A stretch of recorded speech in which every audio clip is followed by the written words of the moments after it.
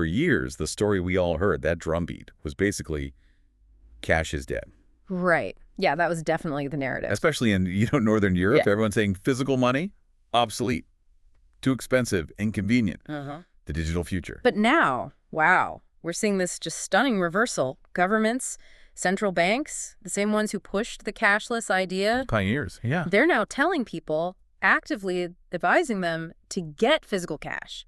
And not just get it, but maybe even hoard it. Okay, we really need to unpack this. Yeah, it's a huge shift. And it's not really about economics this time or, consumer habits. It's strategic. Yeah. Purely strategic. Okay. So our mission here in this deep dive is to figure out why this is happening, why now.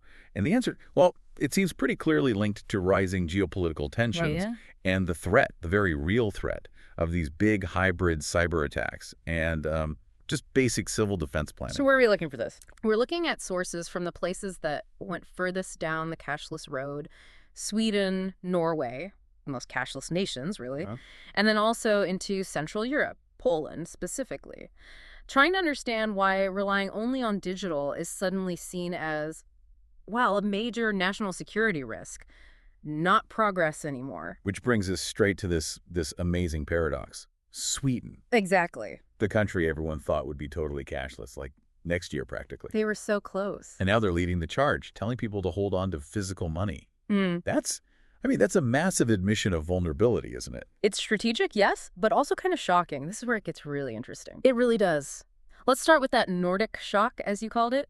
Sweden's digital utopia. They were almost there. What are the numbers like now? Today, something like only 1 in 10 purchases is actually made with physical cash. Just 1 in 10. Wow. Cards are everywhere. And the whole society, it feels like, runs on this app, Swish. It's a mobile payment thing backed by all the big banks. You see the signs everywhere. Big shops, tiny market stalls. Even church collections, apparently. Swish is just dominant. And Sweden, Norway, too. They had the lowest cash in circulation as a percentage of GDP, like globally. The absolute lowest. They were the poster children for this frictionless digital autonomy. Efficient, fast, super convenient. So what was it? What was the catalyst for this huge U-turn? Was it just realizing the tech wasn't foolproof, or was it something external? It was definitely external factors hitting home. A harsh reality check, really. Okay. The war in Ukraine, that was huge. Plus, the increasing number of these state-sponsored hybrid attacks we're seeing, and just the general instability growing on the continent, it completely changed the risk calculation for the Swedish government. How so? Well, they realized that efficiency, which is great in peacetime, it can actually undermine your resilience when a real crisis hits. And explain that term, hybrid cyber attack. It's not just website hacking, is it? No, not at all. It means coordinated strikes designed to cripple multiple critical infrastructures all at once. Like the power grid, the banking systems, communications, supply chains, hitting them simultaneously to cause maximum disruption. That's a critical point. Yeah. So it's not just one system failing they fear, it's everything failing together. Exactly. Which makes the official message from Stockholm even more striking. It was very clear, very direct. It's true, sure. Yeah, last November. The Swedish Defense Ministry sent this brochure, physically sent it, to every single household. Every single one. And the title was stark: If Crisis or War Comes. Wow. The irony, a country so advanced technologically having to use paper, a physical brochure, to warn people about needing physical cash for security. It's pretty telling, isn't it? And the message inside was explicit. What does it say? It said people should start using cash more often in daily life just to keep the cash system working, keep it flowing. Right. Use it or lose it, essentially. Kind of. And crucially, keep at least a week's supply of physical money at home. In different denominations, small bills, larger ones. And the goal is purely civil defense. Purely. If the digital networks collapse, cyber attack, massive power outage, whatever the government needs people to be able to buy food, get fuel, medicine, without needing the internet or electricity for payments. Basic survival. And Sweden's not alone in this pivot, right? You mentioned Norway. Exactly. This seems like a regional response. Norway's actually taken legal steps. They've passed legislation forcing retailers to accept cash. Forcing them, even if they wanted to go digital only? Yep. Before this, lots of businesses were phasing out cash entirely. Now, if they refuse it, they can face penalties. So they're actively legislating against the efficiency they used to promote. That must be tough for businesses used to quick digital payments.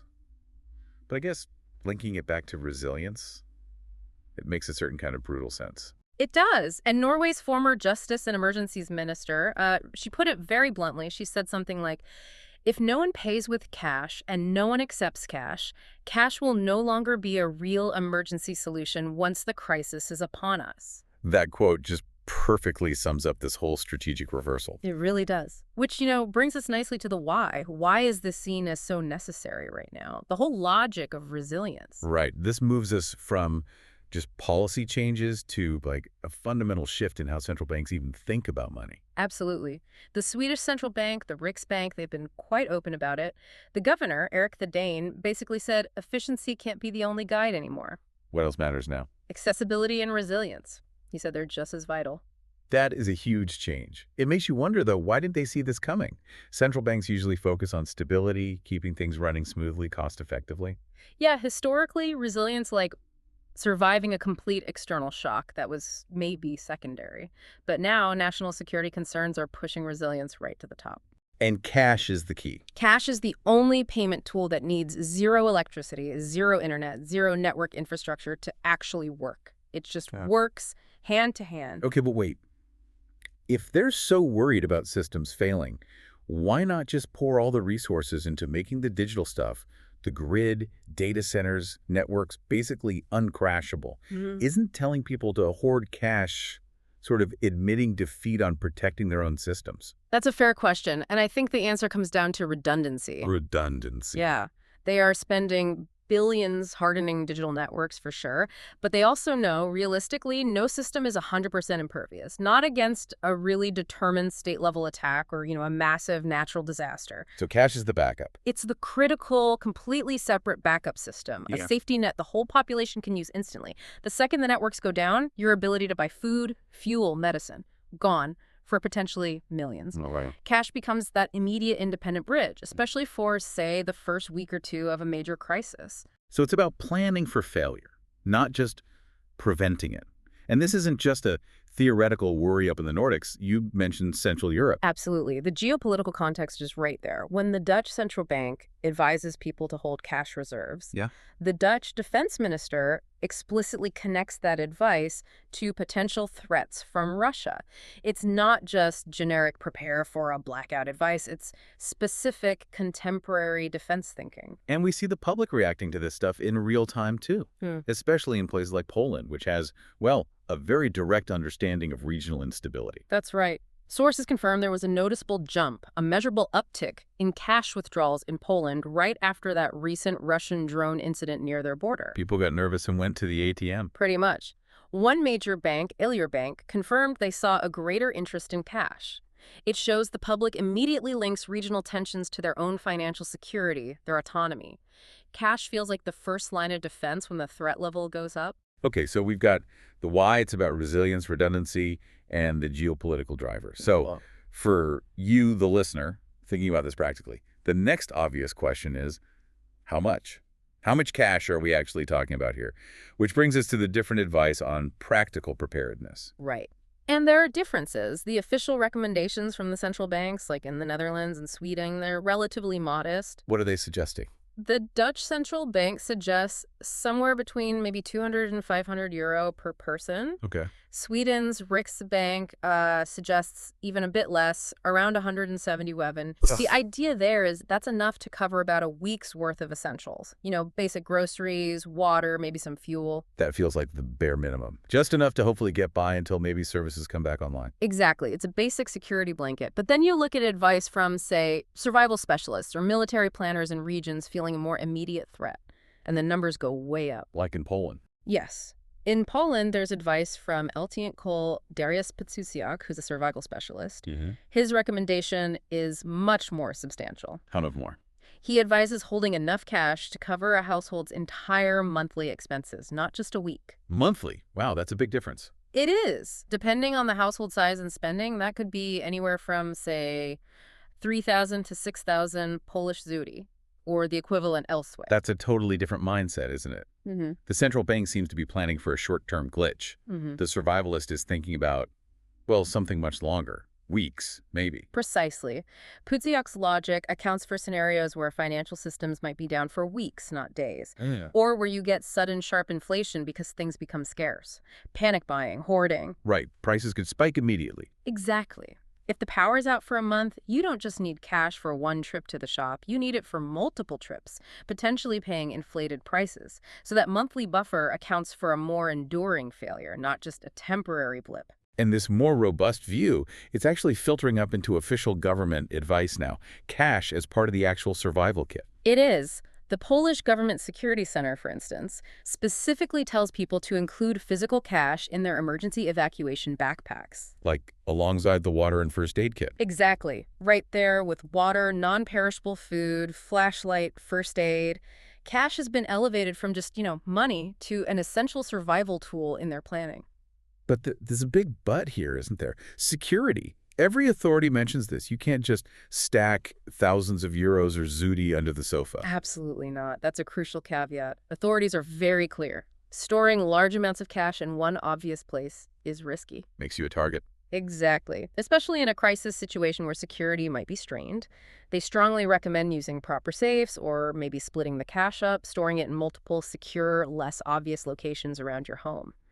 The aim is resilience, not making yourself vulnerable to theft. Okay, so let's try and synthesize this. We've gone from the Nordic shock, the cashless pioneers backtracking, to the logic of resilience, the Polish preparedness.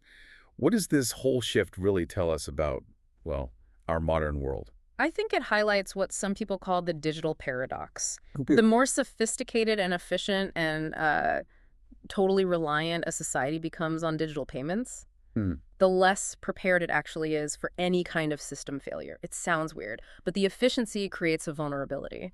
These governments are basically admitting, maybe implicitly, that total dependence on digital infrastructure is a strategic weakness. Real resilience requires planned redundancy. And cash is the ultimate redundancy. It's the ultimate backup system, doesn't rely on anything else. And that really is the core takeaway here for you listening. Physical cash, yeah, it plays a smaller role in our day-to-day shopping now, sure. But globally, it's making this comeback as an essential tool. For continuity, yes, but also fundamentally for civil defense. The sources really hammer this home. A financial system that only works when the Wi-Fi is on. Well, that's just not the system built to last through serious trouble. And the fact that the very nations that raced to get rid of cash are now actively legislating to keep it, encouraging its use. That tells you everything. It's like an expensive but necessary insurance policy against potentially massive external threats. That whole effort, that reversal, it really should make all of us stop and think. Think about our own reliance, our own vulnerability. If governments that literally built their reputations on being digitally advanced are suddenly hitting the brakes and yelling, "Keep cash," what does that really imply about the stability we just assume? The stability of the digital payment systems we use every single minute. It's a sobering thought. It really is. It leaves you with the question, are you actually ready to live without your phone payment app, without your credit card working, for maybe a week, 2 weeks? Maybe now's the time to figure that out.